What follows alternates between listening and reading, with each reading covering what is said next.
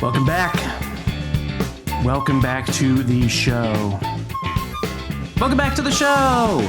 I'm trying to make sure that I sound as excited as I truly am. Right? I can't be like, yeah, welcome to the show. Yeah, it's Sonic. Yeah, what do you want? It's Sonic Weekly. I gotta be bringing a more positive attitude up front. So welcome to Sonic Weekly, the show about Sonic the Hedgehog with friends. We record it every 7 days or so. I am Grant. With me is Bo. Hi, Bo. Speed me up. Hey, I got a quick correction from last week. I was talking about a children's book that had a cat detective, and I couldn't come up with the name. It was Sam the Cat Detective, spoof of Raymond Chandler. Go read it to your kids. I just ordered it myself. And I know he's a voracious reader. He's the star of the show. He can tell me if that's a word that I just said. He's, what is he doing? He's coming out of the shadows. He's going into the spotlight. His name is David the Lurker. Hi, David. Whoa, hi Grant, hi Bo. Yeah, that's right. I do read from time to time. I got, oh man, what do I have up here? I have a book. I like to go to the grocery store sometimes and buy books that are in a box. Look at this. This is a book. It's called Hooked on a Feline by by Sophie Kelly. I haven't read it yet, but I guess it's a murder mystery. And there's cats. What an amazing poll that we go from cat detective to you just bought a cat novella. I'm not sure what that is. Yeah. Well, so I presented it as a novelty that there was this cat detective book that I had written. But I know from working in a library that there are multiple long-running mystery series in which a cat is the actual detective, like solving murders every book. Yeah. So there's like a genre of cat detectives. Oh, yeah. Interesting. Wow. It's a subgenre of the cozy murder mystery subgenre. It goes deeper and deeper. Yeah. Like the further you go. And I guess it all does tie together, you know. We're going to bring this back to Sonic eventually.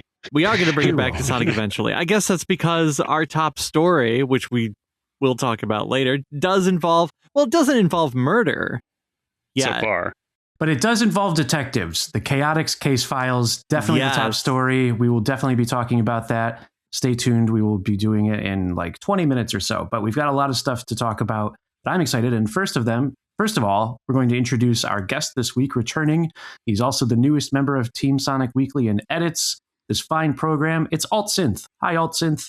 Hey, Grant. Hey, everybody. It's great to be in front of the microphone yet again. And I'm looking forward to talking about our favorite detectives, cat or otherwise. Yeah, it's a real mystery what our opinions are going to be. What are they? I don't know. We haven't talked about it. We'll all find out together. But David, wouldn't you agree that the other top story of the week is coming from inside the house? We are usually covering the news, and yet somehow we specifically Bo are making the news. Right. You know about that? Yeah, every once in a while, Bo he does something that we try to rub some of that credibility onto this program here. Mm-hmm. That's exactly the way to put it. We are Bo adjacent. Bo is included. We're Bo. We're Rings of Saturn included. It's with every Happy Meal. So, Bo, are you Saturn itself, and we are each of us are one of the moons of Saturn? Is that how it works? There's so many moons of Saturn, yeah. There's one for all of us. Right. Well, I mean, it's your thing. We could just go straight to Rings of Saturn because that's essentially what this is. Bo, you are the top story. Rings of Saturn. Rings of Saturn this week. I did something that is a little bit unnecessary. I modded Sonic R. And why would you need to mod Sonic R? Well, it's because it's a racing game. And a few people have suggested this to me. Hey, what if Sonic R but not racing? What if I could just run around the levels? And I always said, you know what? There's balloon mode for that. There is tag mode for that. You can just play those badly and spend as much time as you want in the stages. But then I thought, you know what? I'm wrong. I tried to do it, and it's just not a great time because it's a racing game that controls like a racing game. You hit forward and you barrel forward and you try to turn and you skid out. And so I got to tinkering around with the code, messed with the physics, I messed with the controls, and I turned Sonic R into this relaxed adventure in which there's no racing and no timer and no pressure to do anything but feel the sunshine. Let it brighten up your day. Live in the city. Everything is free. You can play Sonic R. It's really fun. I did play it. Of course, there was also press about it. Time Extension and other retro gaming outlets covered this, as they sometimes are wont to do for the developments that you, Bo, create. And this one, yeah, very fun. Yeah, it is a little different. It's a distinct mode where you go your own pace. Mm-hmm. I was pleased with the positive reception. Got the time extension bump, yes. I learned that there are multiple language news sites that just totally rip off time extension and then translate the articles into Portuguese and Spanish and just put that content up there. Get those clicks. Wow. Would you say Sonic R&R is the Montessori edition of Sonic R? That's right. You got to follow the child. Yeah. Through whatever door they want to go to. Oh, yeah. man. And whatever tokens they want to pick up. Right. You still need rings to get through those doors, though. Right. Gotta go find the rings. Although you can just sit on the item panels and get as many as you want. Yeah. It's truly the relaxed version of Sonic R. I did get a little bit of a negative reception on social media, primarily from Spanish language people who said, what? This game is too easy to begin with. Now it's a 10-minute game. And I have to say to these people, you're missing the point. The point is not to go fast. The point is to go at whatever pace you want to go. Yeah. Now, they're not wrong. If you don't have to get first place to keep the Chaos Emeralds that you collect, or third place to get the tokens you collect, it is like a 10-minute game.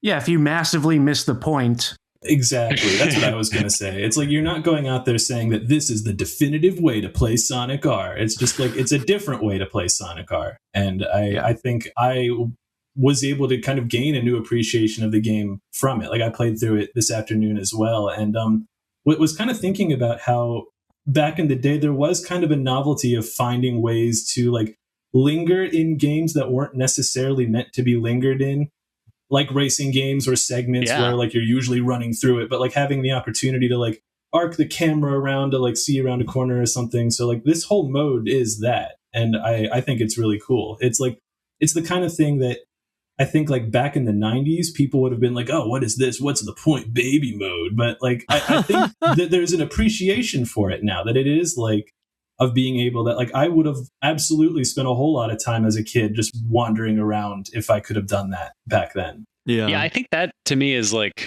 a good experience of playing a game when I was a kid is if I was trying to drag out a certain segment. And the one that always sticks out to me is the Sonic and Knuckles fight in Sonic and Knuckles. Oh, like, yeah. I would just play that badly so I could keep fighting. Yeah, because I just want to see Knuckles do his animations. He looks awesome. And that's such a cool background and set piece, and you've got to study it. What hidden detail is there? What could this mural be suggesting that shows a giant man with an orange mustache and a hand and a supersonic-like creature? What could that mean? Right. Mural. Yeah. Anyway, David, what about you with Sonic R&R? Did you get a chance? Not as much as I would have liked yet, but I will say it definitely scratches an itch, and I realized it's something that I had sort of forgotten as a child when I first got a Saturn. I think I did try to wander around in Sonic R a little bit, but the game doesn't let you. But another racing game where I was just like, let me stop and smell the roses. I did that with Daytona USA, like very early on, like just stop driving, look at the Sonic, the mural. And I also did that. I forget the name of the course now, but that there's one that has like that Jeffrey statue. Right. A little Easter egg in there. Right. And if you just stop and stare at it, it will animate and move. So like just sort of gently going down the road, stopping, watching it. It unlocked a memory of that I had done that on the Saturn as a child, just not with Sonic R initially. Although I did, there were definitely moments in Sonic R where, the place that has the rings that just funnel out forever. I definitely would do that sometimes. But it's neat. It is neat to just be able to wander and also not skid forever. The skidding, the tails and the skidding is really bad, and I turned that all the way down. Right. That was like maybe like the thing that I appreciated the most, especially knowing to look for it Like otherwise I might have just been like, oh yeah, why does this feel so good? But knowing that you had tinkered with that aspect of it made it easier to appreciate. Yes. Like, I had to remind myself of that too. Because I had that moment like, wow, this game is actually really cool. It's like, oh yeah, I did forget that this is still improved. Yeah. Right. Yeah. Yes. But what I'm hearing though is I need to make Daytona USA 30-mile-per-hour mode. You might need to do that. Yeah. Just go deeper. How many racing games can you just remove the racing element? Well, the other one that comes to mind is Mario Kart 64 because it has the Easter egg of the castle area, the castle from Super Mario 64 in Royal Raceway. You can turn off and go the wrong way and just hang out in the Mario 64 courtyard. Oh. So remove the timer, race, and wrong way Lakitu. You could go into the nothing of the castle. The door could open, is what I'm saying. What's beyond there is maybe just an abyss, but... Right. I also enjoyed seeing like the actual differences in the character stats. So did you know, for example, Sonic and Knuckles have the same top speed? And Sonic's jump height is actually not that high. He does have the double. True. And I think that's, canon, right? Knuckles and Tails have no problem keeping up with Sonic in the classic games. Yeah. Knuckles is Sonic's best friend, according to the OVA. I think that's right. Tails is half of Sonic's age. So Sonic is more like a mentor to Tails. Maybe Tails thinks Sonic's his best friend, but Sonic wouldn't be like, he does. He says it so many times. It's hard to ignore. This is a one-sided best friendship. Yeah. It's a little bit... unrequited. Okay, so this episode's going to have spoilers for episode 0 and episode 1 of Chaotix, because I just want to jump ahead real quick, and then we'll jump back. But there was a line in there from episode 1, Chaotix. Vector says, at some point, we're all Sonic sidekicks eventually. Oh, yeah. Something like that. Mwah, perfect. There was a lot of good lines in Chaotix, and I'm excited to talk about it. But there is a little bit of other Sonic news beyond Sonic R&R, beyond the Chaotix podcast episodes. And of course, I'm talking about our weekly Ken Penders check-in. And David, did you see this? You see this? Yeah, logging into kenpenders.com. Look, I think what makes this interesting is, as longtime listeners know, we shamelessly steal all our news from sonicstadium.org, who do not, friend of the show, who does not know we exist. So we're like the squatters of Sonic Stadium, I think. And when we talk about Ken Penders, we always have to go to the source. We go to its website, we go to the Blue Sky. No one ever reports on it, except this time around, Sonic Stadium went, hold on, there's Ken Penders news? They're like, okay, we got to report it. It's the Shadow Files. Ken has talked about this. I know I've mentioned it before. It's up for pre-order. What is it? It's a hard, over 280 pages. Great. What is this? Sonic the Hedgehog in this 4th Mobian Adventure Series hardcover release. It's $75. What is it? God, it's just Shadow. What is it? It's Sonic issue 98, which is the Sonic Adventure 2 adaptation, which is extremely expensive on eBay. It shouldn't be, but it is. No Sonic comic should be expensive. That's my statement. You get those covers. You get those amazing covers. There's 2 covers. Right. There's a regular edition and a variant edition. The regular edition is that close-up of the eye with an actual photo of someone's eye. I don't know. And then... it looks insane. It's bad. The eye, I'm sorry. Someone needs to do that again. I think we are generally pretty open to Ken Penders' works, and we're kind of rooting for him in a lot of ways. We're certainly not rooting against him. However, you have to say it. You have to just speak the truth and shame the devil. That is a bad looking piece of art. It looks real bad. And then the other one looks like a trace of Shadow from, I forget what key art. Yeah, the Shadow the Hedgehog. Yeah, the key art. There was an issue of Archie that did base its own cover on the key art, but it looks like that's the same render of the city, except he's poorly photoshopped Lars Who Chronicle billboards over the original billboards, and has drawn Shadow again, even though he's instead of just having a fist or all of his fingers out, he just has one finger out, like he's still holding the gun, but there's no gun on the cover. So, like even finger guns, right? Even Spaz, I think, had all fingers extended, and on the cover where he just copied it. So it's strange. I don't know why. Maybe this is the most confusing one. I understand that it's because Shadow is a hot tamale right now, right? Sonic 3 the movie, Shadow Generations, everyone loves Shadow, everyone races as Shadow in Crossworlds maybe, but it doesn't work as a collection. It doesn't work as a cohesive narrative. The issues that are just being shoved in there. Right. So what's in there? You mentioned that the Sonic Adventure 2 adaptation is, but what else? How are they filling this out? It includes the entirety of Sonic issue 98, story pages from Sonic Universe issue 2, which he didn't write. Ian wrote that. That's a problem. We're going to have to, because it says that completes the Sonic Adventure 2 adaptation. Stories from issues 124, 125, 145 through 149, 157 through 159, as well as Sonic issues 166 and 67, which was based on Ken's unpublished scripts that are now seeing print for the first time. Like, is it? I don't know. There's also bonus material featured, as well as artwork by, and then just all the artists who were involved. It's scheduled for release late June, early July. Hey, and if you order before March 15th, you'll be in that special thanks page. That's in every single book, which maybe we need to stop doing that too, because I'm pretty sure that list gets shorter and shorter with every release. Just give it up, Kat. I'm sorry. Like, it made sense in the first one. Like, hey, thanks for showing me support. But it just seems a little strange to do it in every single volume.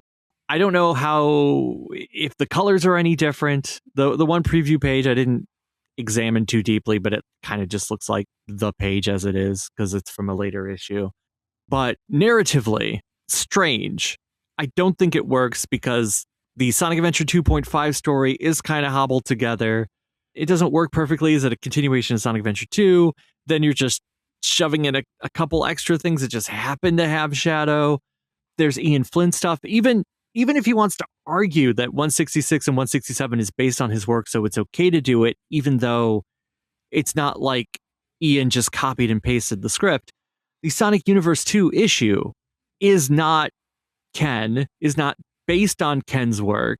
It is an adaptation of Adventure 2, but Ken didn't write Adventure 2. Ken wrote part of the original adaptation, which was just, here is the initial cutscenes, because we don't have the rest of the script and we're not going to do what we did with the Sonic Adventure adaptation. I don't know how. I think this is the collection that could get him sued, is what I'm saying. That was going to be my next question, is do you think this is actually like grounds for litigation at this point? I feel like it might be, because he's pushing it too far. If it didn't include 166 and 167, if it didn't include the stuff from the Universe 2, I'd say it's just more of the same. But he's testing the waters. He's pushing the line. Hey, speaking of pushing the line, can I make an observation about Archie? Yeah. Isn't that really they're a throuple. That's an example of a throuple that America has loved and celebrated for decades. Yeah. And people are like, well, what's a Archie, throuple? Veronica, and Betty? Yeah, they all know they're dating each other.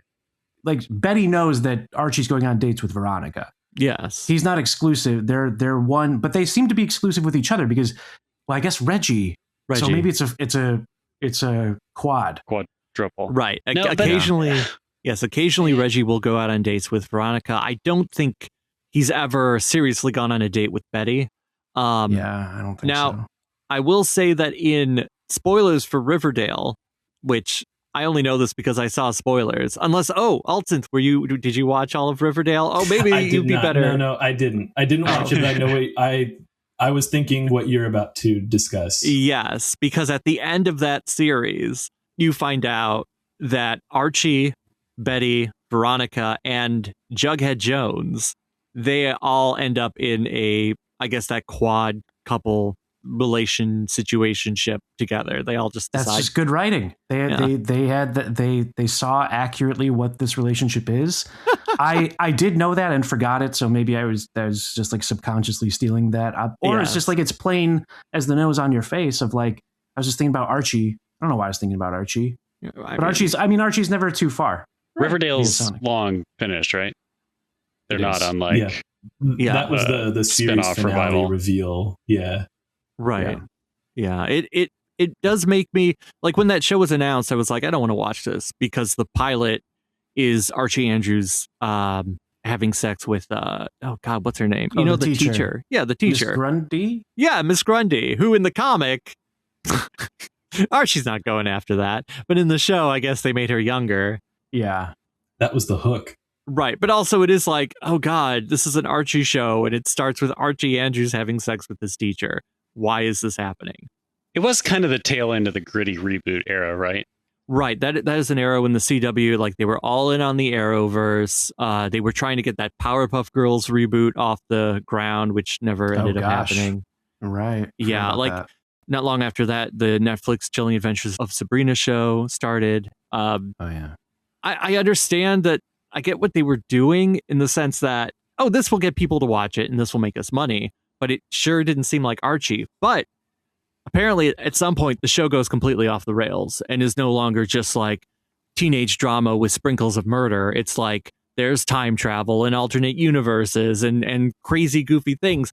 And when I hear that, I'm like, well, you know what? Maybe it's worth watching, especially now that it's completely over and done with. I was always hoping that they would adapt the Punisher crossover. That's the one Punisher's that on always TV. stands out to me.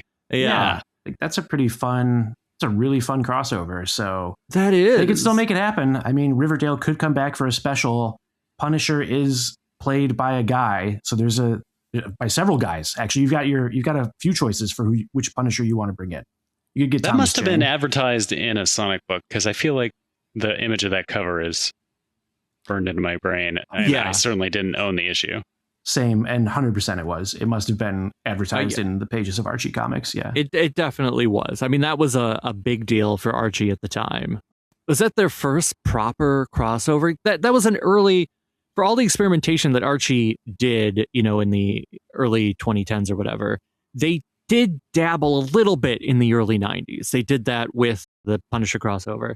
And they also did the Riverdale and Back Again, which was a live action movie, a TV movie, and a comic in which, oh, what if Archie was an adult? Like we fast forward to their 10-year reunion and we find out that both Betty and Veronica broke up with him and now Archie's engaged to some rando and Veronica's dad is going to destroy Pop's chocolate shop. And you're like, oh no, we got to save the chocolate shop. What's going on here? Like, If we bring it back to Ken and Shadow and the Shadow Files, yeah, for those of us, i.e. me, who fell off of Archie around the time of Sonic Adventure, yeah. what was Shadow's Archie persona? Does he have a narrative arc like Knuckles does? Or is he just kind of a side character? During Ken's era, he's definitely just a side character. Yeah. Ian is interested in Shadow the Hedgehog. Ken Penders is not interested in Shadow the Hedgehog, which also makes this even funnier because also half of these stories aren't written by Ken. They're written by Carl. Right, because Shadow gets in the way of Knuckles in the series. Yeah, you can imagine in like 96, 97, 98, if Shadow had been a character, he would have had his own miniseries and book. Yeah, and definitely in that era. But yeah, it's just because they struggled so much with the adventure adaptation and they just gave up with Adventure 2. They did the single standalone issue that adapts the city escape truck chase and a little bit of like Shadow's backstory opening. And so Ian in Sonic Universe issue 2 is like, let's tell the rest of that story because clearly it couldn't have happened the same way in the game as it does in the comics. They're not compatible. And yeah, I mean, Shadow does do more. He has more layers with Ian. Here, he just kind of exists and is dark. And I believe there is one panel where Sonic basically goes, Shadow, I think you'd cheer up if you just got laid. And that is, I forget the exact wording. He, of course, doesn't say, hey, Shadow, you should get laid. But that is there. It is there. And you're like, huh, okay. That's, and now it's going to be, oh, God, it's going to be in hardcover. Yeah. Glossy pages. Well, okay, but the thing is, did Ken ever confirm if Shadow did in fact get laid? We got to go through all of his old posts to be sure. Yeah. But presumably in Ian Flynn's Mobius 25 years later, King Shadow, Queen Sally, they did get married. I don't know. Wait. Shadow and Sally were married? Yeah, well, that's also we're coming back to this recurring theme of the show. You can tell me literally anything about Archie, and I'll have no choice but to believe you. Yeah, I'm in the same boat. There was a 25 years later era where Sonic is homeless. Yes. On the street, crying. I think shoeless. Is he just in his socks?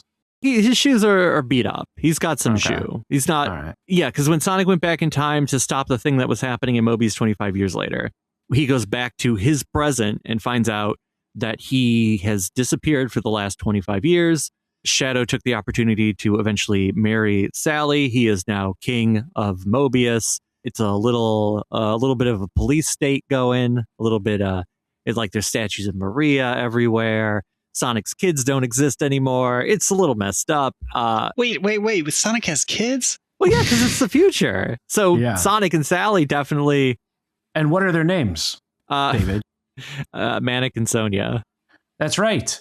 He names them after his siblings from Sonic Underground. Right, which I guess he wouldn't know because...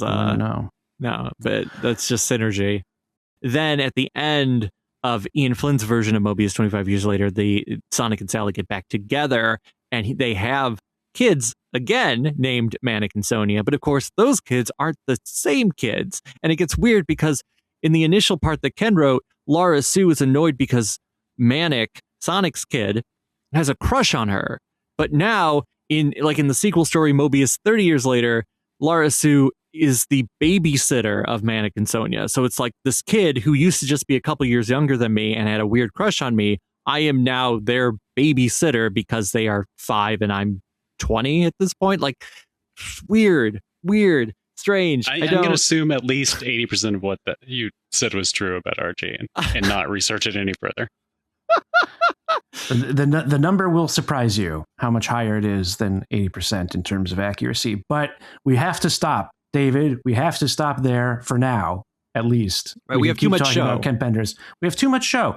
And I'm really excited about this next segment. So we're talking about TV shows and, crazy episodes and things that get planted and then come back later. Wow. What an example this is of one of those moments. Previously, Altsynth on the Ristar episode. Whoa. You told us like a small factoid, part of a larger anecdote, but then I hooked into it wait a minute, tell us more.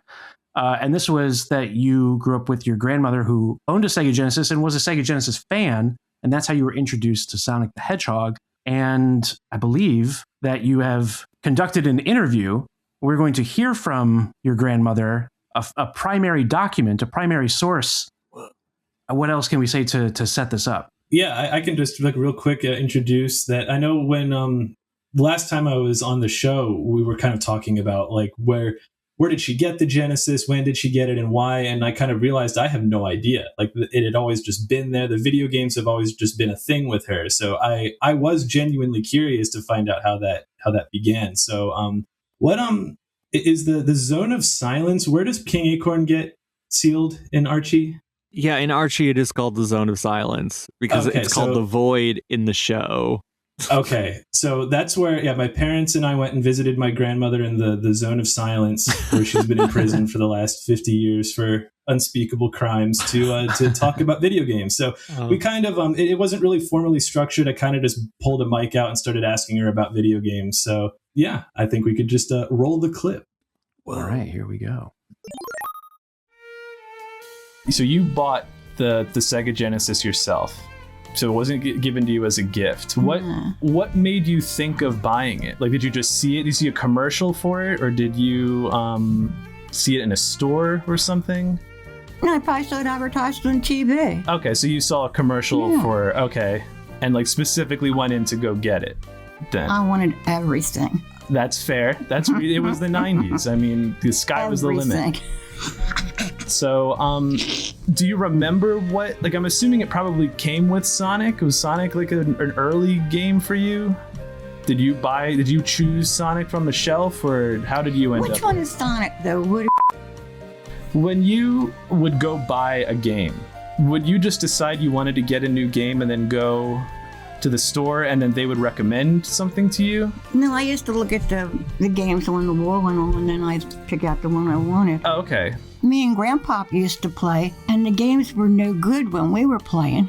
They were just like Back to the Future, and it would only take you so far and then it wouldn't work anymore. Yeah. And that was, but Back to the Future is a notoriously terrible NES game. Yeah.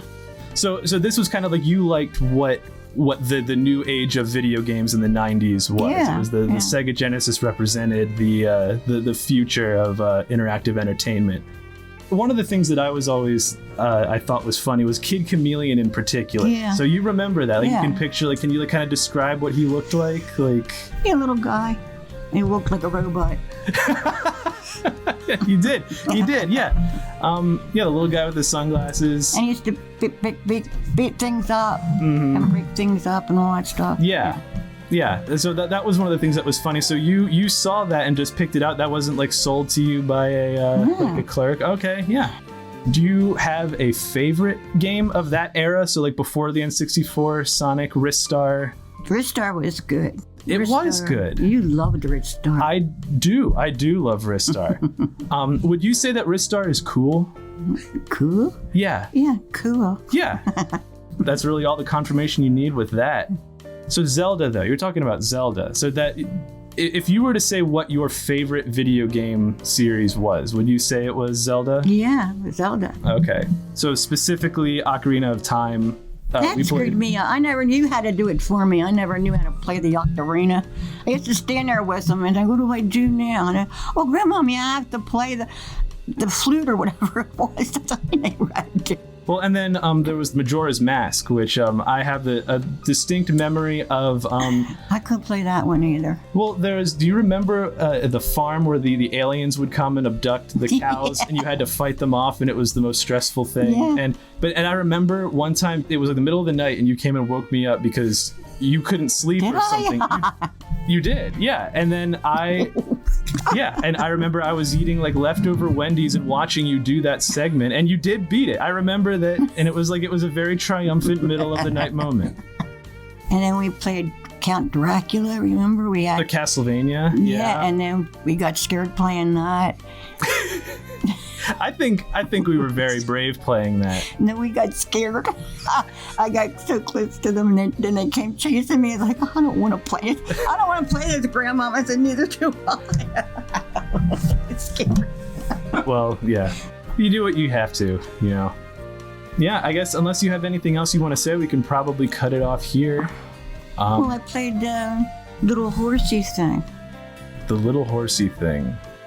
I don't know. I don't know what you're talking about. That little blue thing? That's Sonic. No. It was a little animal and he hopped around. Was it 3D? Was it like... I think so. Reach out at SonicWeeklyPodcast at gmail.com if you know the answer to this question. He used to fly. He had wings. A blue horse with wings. Yeah. That could fly. You could fly him around and get into things and knock things over. The dragon? Are you talking about Spyro? He's purple. Yeah. Well, close enough. And he's a dragon. Okay. Close That's enough, you fair. got it. Okay. I said he was a horse, you got a dragon. You know, And Grandpa said, I'm not playing anymore. I'm done. I remember that. Never played You again. swore off games. Never yeah. played again. I wonder what the moment was. What was the I guess point? because I was hogging it. I don't know. Oh, okay. So it was just, okay. No, he just got tired of it. I'm not playing anymore. That's it. I don't care. You don't play. I'll play. I'm able to watch TV, but I'm playing. But my friend Betty was addicted to it too.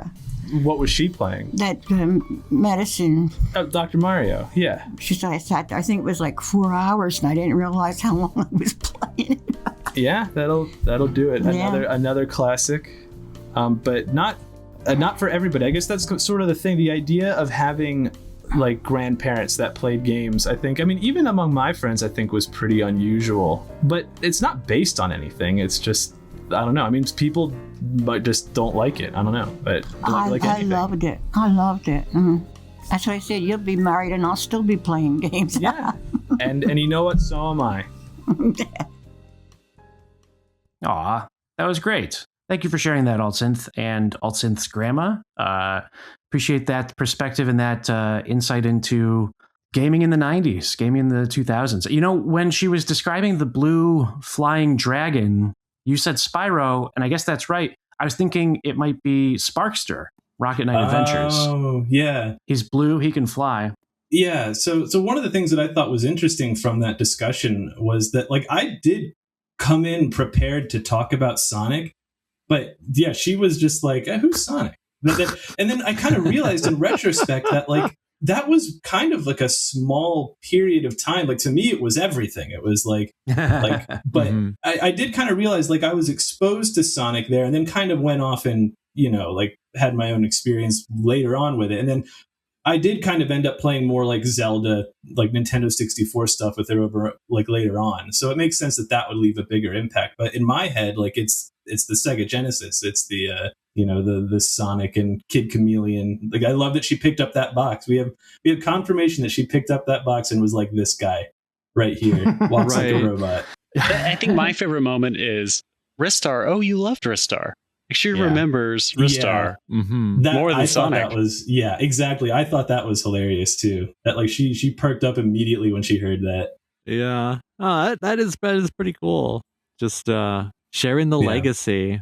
I thought it was funny, the story of her waking you up in the middle of the night. That is that's a core memory that I'll have forever, because it was very bizarre. That's the only time that happened. But because usually it was like, I was the one like, we gotta, the shows are on, we gotta turn off the game or anything. So this was the first time where it was like, no, we're playing a game right now.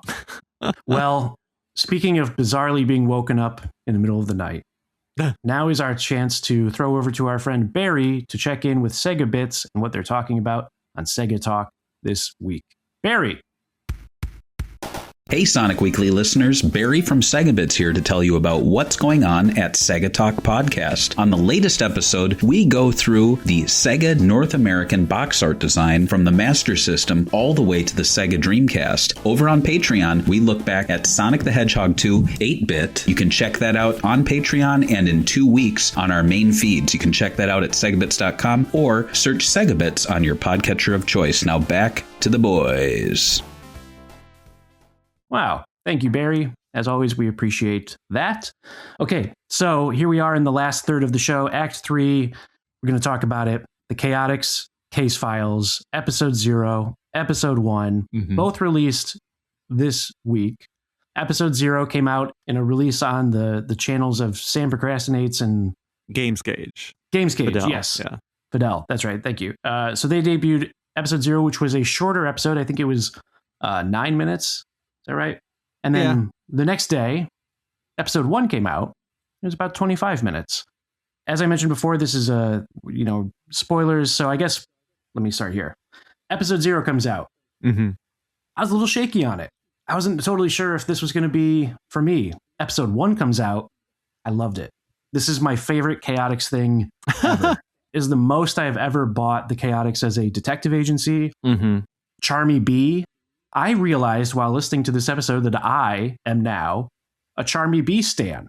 Okay. I love Charmy B. Mission accomplished. Charmy B is very funny in this episode 1. Vector, that slight modulation of his voice goes a long way. Yeah. I thought he was very charming. It was funny that they acknowledged it right away. They got out ahead of it and said, like, look, we know you don't really want to hear that voice this whole time, but we want you to know that we know. Right. Yeah, they were smart to do it. I really like that, it's just a bit of a change, but it makes a world of difference with Vector. And I like this approach to their detectives because Vector insists on it. Like, Charmy B is just sort of along for the ride, and SBO is more of a ninja, I get. Like, they're all different things. That's always my frustration is, like, actually in the art for this episode, they had Vector wearing the hat and the jacket of the traditional detective. I was like, oh, that's what I really want. I want him to be, sort of dressed like that. But anyway, those are my high level first impression thoughts of the Chaotix Casefiles.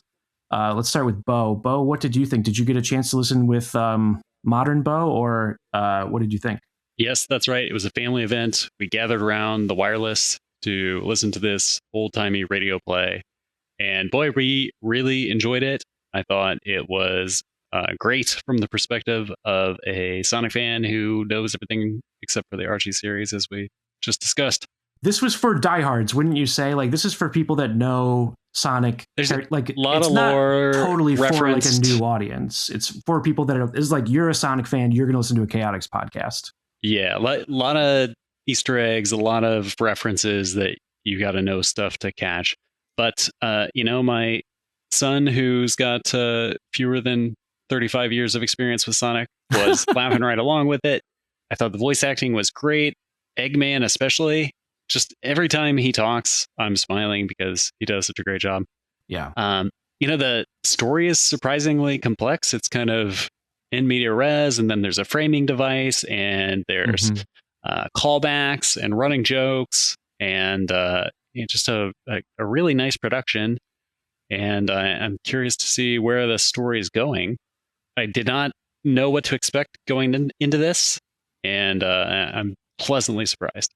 Really want to point out that because we talked about some of the crew that was involved when we were previewing the episode last week, that I totally agree. Really well written. Very the story is, interesting, and the characters there's fun character beats in there. So tip of the hat to Dan Jolly and Ian Jones-Cordy, who directed. I think, these were fantastic performances from all of the actors, and what a difference that can make. The talent's really shown through.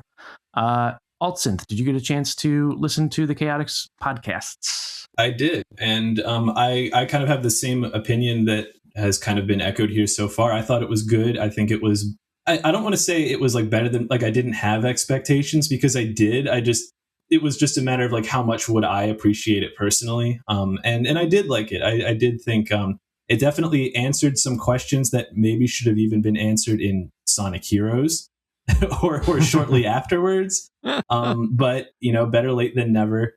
I think really the main issue I have with it is more just in the medium itself, which is that everything has to be over explained in an unnatural way because they really want you to know what they're doing. So it's right now I'm picking up my purple phone off of my blue desk. And I wouldn't say that because theoretically this was you could see me, you could just see these things, but right. You have to be descriptive in a show like this, so it makes sense. And I like how they gave themselves the excuse, the framing device of Vector is narrating his own detective POV on this scenario of events, so he's recording it, and of course we're actually hearing him relate it to Sonic and Eggman. In episode 0 he's recording into a device, right? And then episode 1, we've already cut ahead to the in medias res, and he's telling the story to Sonic and Eggman. Yeah. And then we flash back because we hear everybody. Right. Is that right? Is that how it went? Yeah. It's surprisingly layered. Yeah, it starts where it starts, but then there's a huge fast forward and then a flashback. Yeah. They go to Station Square. They interview Knuckles. They interview Tails.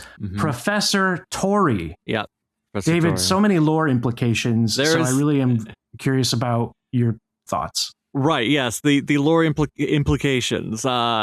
I guess right off the bat. So if you are in the hardcore timeline lore line, and you're oh yes, every single episode of Tales Tube is definitely 100% canon, even though I would argue that certain parts can't. But we're not going to get into that right now. If Tales Tube is fully canon, that means this would have to take place after.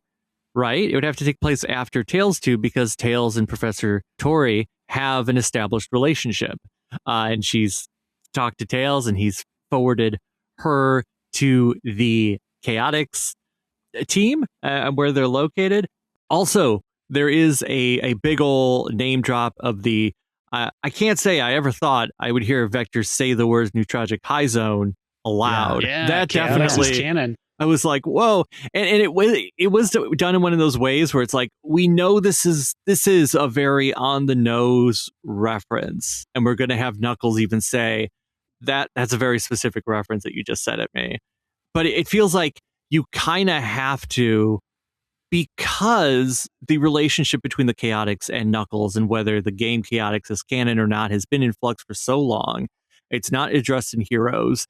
Sega said it's not canon, and Sega said, oh, I guess it is canon. But they've never, like, I guess you kind of have to acknowledge it.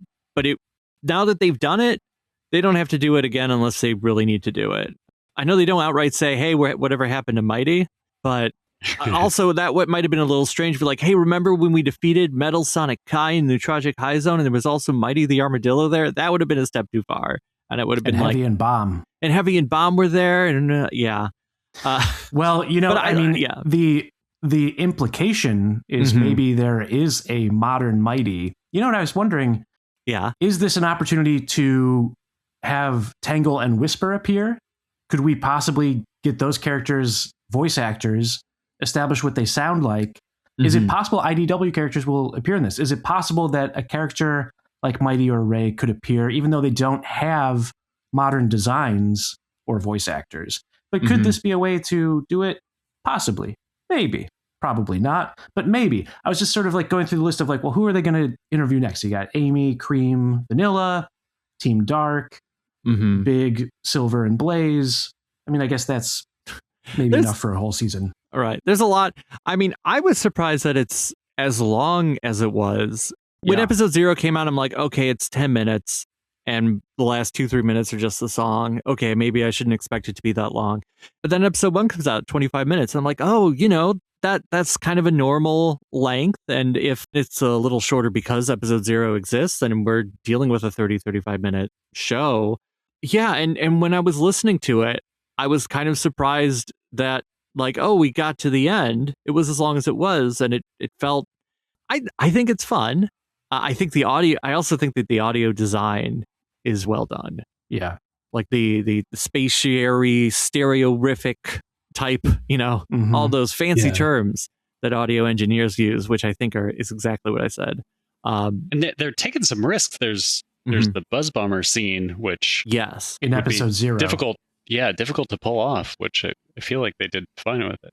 I was wondering if also maybe the reason that I liked this so much is that I don't have to look at the Chaotix. Ooh, burn. But at the same time, you know, I don't know. I then went back to the Chaotix in Cross Worlds and I was like, yeah, the Chaotix, the detectives, the misfits, you know, they're fun because they don't quite gel with the rest of the cast. You know, they're the oddballs. So I am liking that approach to them. It's always been there, but it's never been executed this well, I think. I think that's the main reason why they've kind of felt, at least to me, kind of weird ever since they came back in Heroes, because they just showed up and acted like it was normal and the entire world was like, who are these people? Or like, why are they back? And they just never addressed that. And it's weird that they're back and now they're detectives and also some of them aren't here. Where Mighty is now part of Mighty and Ray. Well, it's probably the case that more people experienced the Chaotix through the Archie representation than the game, right? Yeah, Nobody had a 32X. Grant, I think we had this conversation like a couple months ago talking about that, because I even said that I am pretty sure that I knew about them from the comics way before I even knew the 32X existed. Totally. Yeah, I mean, that makes sense. The comics far outlived the 32X. And Knuckles Chaotix has never been ported to another platform. Still, not officially. Yep. A couple other highlights that I just liked, just throwing them off. Charmy B saying, but if I'm not the bruiser of the group, who am I? Got a big laugh from me. I liked that.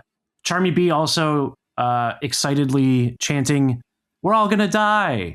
I was like, that, yeah, this really works for me. Like this, like he's sort of a psychopath, but he's also, you know, annoying little baby, but he's not Stewie, you know? And so Colleen just really did a really great job. Oh, is Colleen doing Charmy also? That's right. Yeah. Oh, nice. Well done. Right. Yes. I mean, there are moments where you can kind of hear the Tails, I think, a little in Charmy, especially when there's the moment where Tails and Charmy are talking in the same scene, and you're like, okay, it's a bit clear.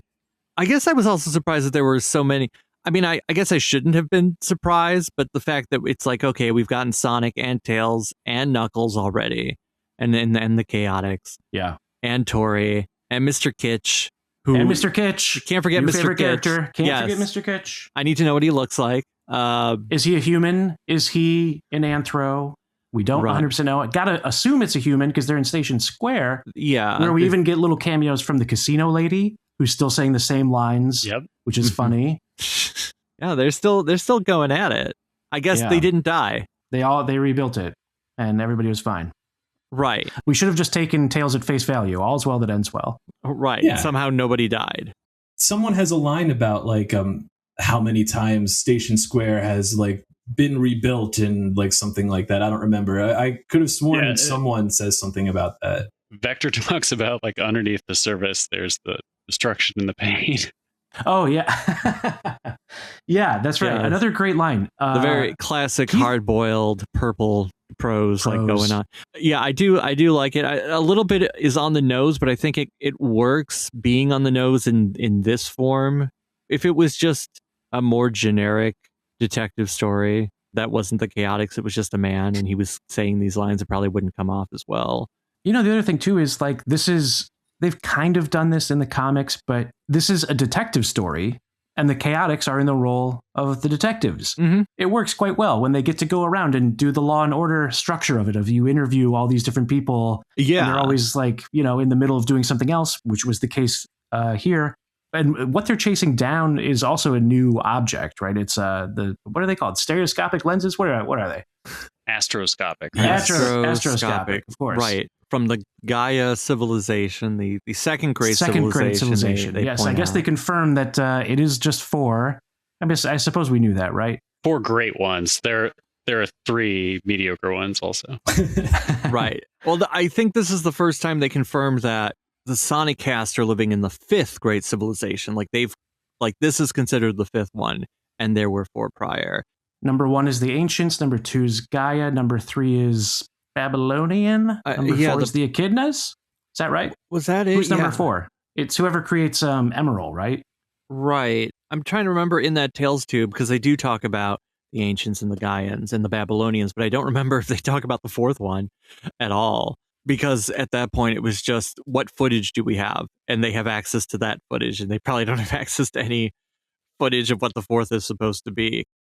Well, while you're looking it up, I think the people who aren't super steeped in it, that stuff just sort of slides past them. But like my son was laughing along with the Charmy joke where he keeps like emphasizing, see, yeah, I'm a bee, get it? Bee line? And like nobody's laughing at it. And he's like, keeps going at it.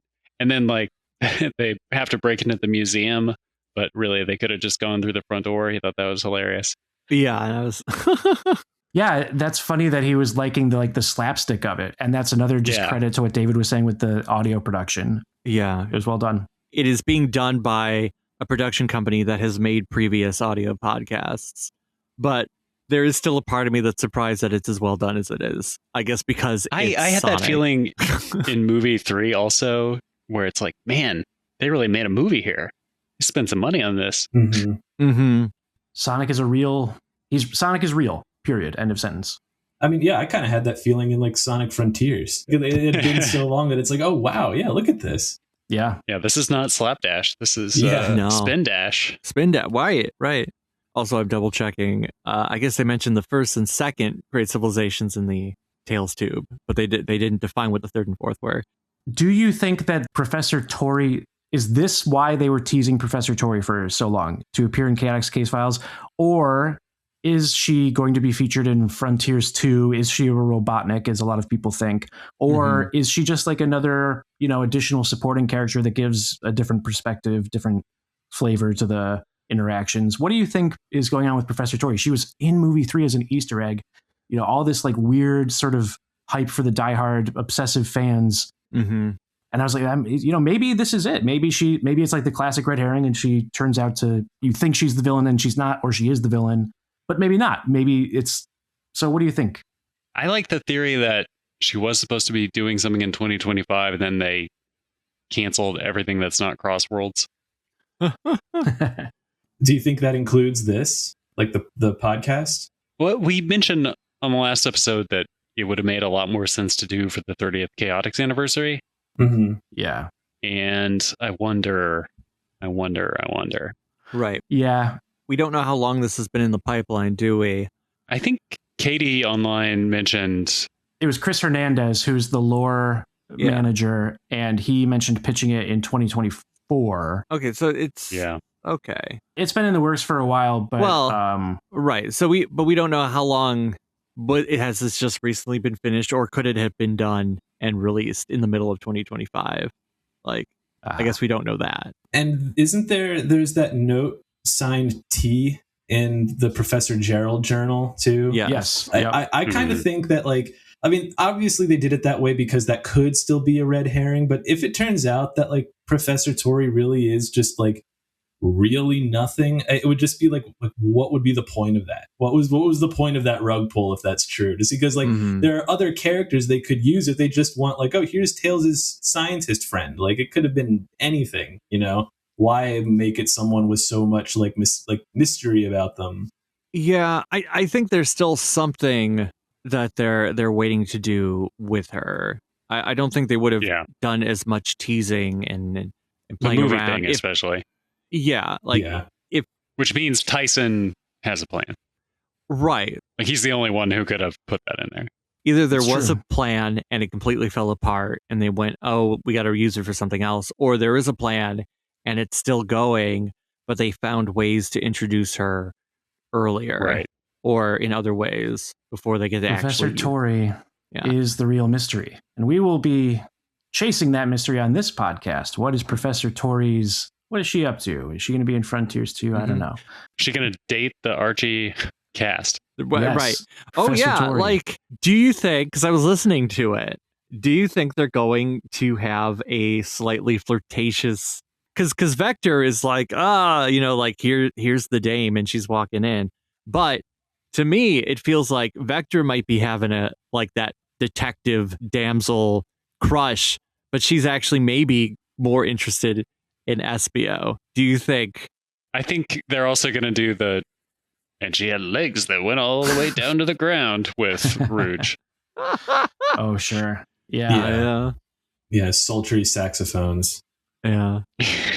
Which they do for Rouge all the time anyway. Exactly. Yeah. It's like big, the Sonic big X. Yeah.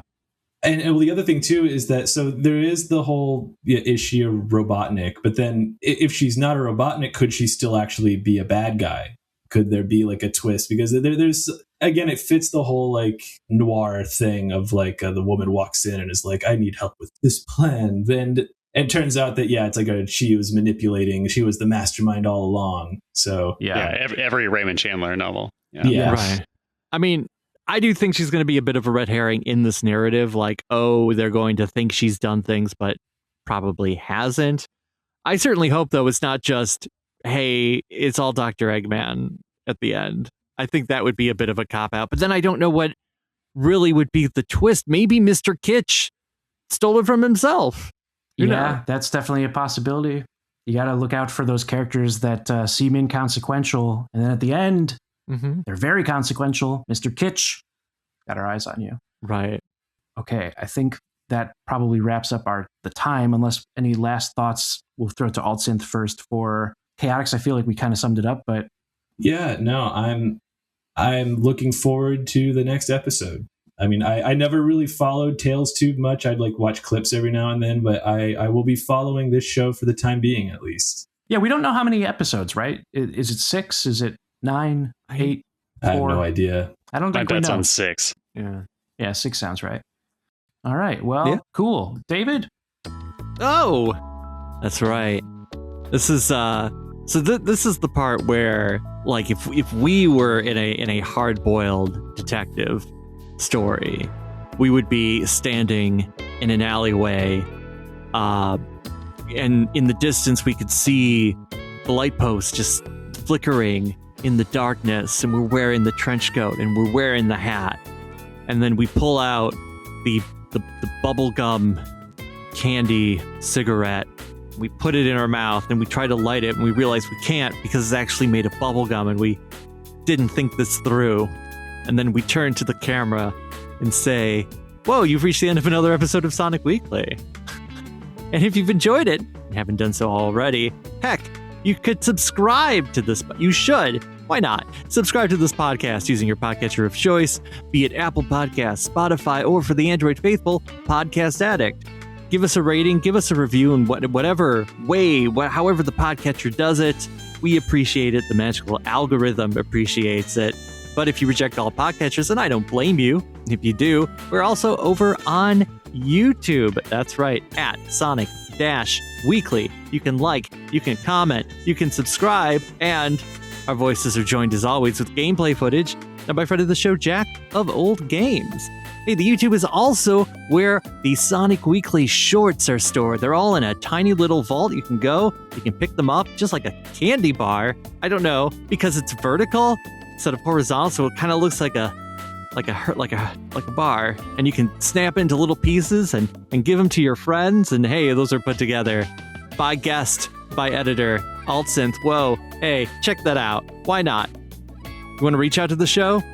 We got an email address, SonicWeeklyPodcast@gmail.com. You heard that earlier during that interview. It does work. Maybe we'll get a letter from Altsynth's grandmother. That would be funny. She's like, I heard it. Don't remember where. Who are you? Hey, and if you don't know who we are, you can email us anyway. Let us know what you think of the show, what you'd like us to talk about. We have a mailbag section, and it's the only way to get a link to our Discord server. Ask for it, we'll shoot it off, and soon enough, you'll be talking to some like-minded Sonic the Hedgehog fans about many things up to and including Sonic T. Hedgehog. If you're able to, we're also over on Ko-fi. That's right. Throw something in the tip jar, or for $5 a month, you can become one of our executive producers, just like PigDan, Pabsy, Sonikku, SavingThrows, Belgarion, RatLiker63, Dr. Hate, PhD, Sertoo, and Butterbeerhawk. And as I am required by law to say, you're all exceptionally smart, talented, and we all think you're really keen. That helps offset costs of hosting and production for the show, but if you're not able to, that's perfectly fine. We're just glad that you're here, and hey, tell your buddies they're all welcome. Once again, gonna thank Altsynth for being on the show, for editing the show, for being the show, for showing the show, for interviewing your family, and for the YouTube shorts. Yeah. It remains an honor. Yes, we are happy that you are on board. Also going to thank Smoovies for the Rings of Saturn jingle. And as always, I got to thank Bo and Grant, because you know what? We are kind of like the Chaotix Detective Agency, right? There's three of them. There's three of us. That's true. Write to us, SonicWeeklyPodcast@gmail.com. Tell us which of the Chaotix you think we are, and we'll give you a blank check signed by David, the lurker. It's for funny money, Mobius money. All right, we got to stop, right? We got to stop. Right. Someone should stop us. Yeah. I guess, yeah. Goodbye.